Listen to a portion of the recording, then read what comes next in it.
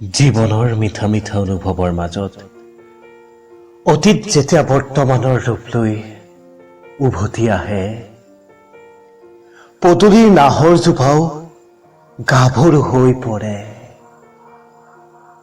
জেঠমহীয়া আকাশখনেও ৰং সলায়। শাওনৰ পথাৰ পানীৰ ঢৌৱে উপচাই পেলায়। সেই সময়তে বহু কবিতা বুজি নোপোৱা বয়সতে তাহানিৰ কথাবোৰে ভাল পোৱাৰ নাম পাইছিল। বাৰিষাৰ বৰষুণ জাকটো সেই সময়ৰে সাক্ষী আছিল। ডিএলএডৰ বেঞ্চখনেওতো তাৰে ইংগিত দিছিল। ডিএলএডৰ বেঞ্চত আকৌ নবহিবা তুমি, ডিএলএডৰ বেঞ্চত আকৌ নবহিবা তুমি। কি ঠিক, বতৰ যদি আকৌ গোমা হৈ যায়,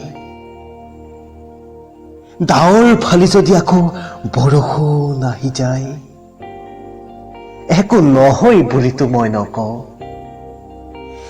কিয় কম?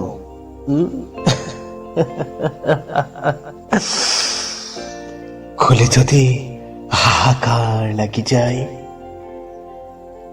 তথাপিতো ফুচফুচাই কৈছিলো, নাকান্দিবাচোন, এয়া বাৰিষাৰ বৰষুণহে।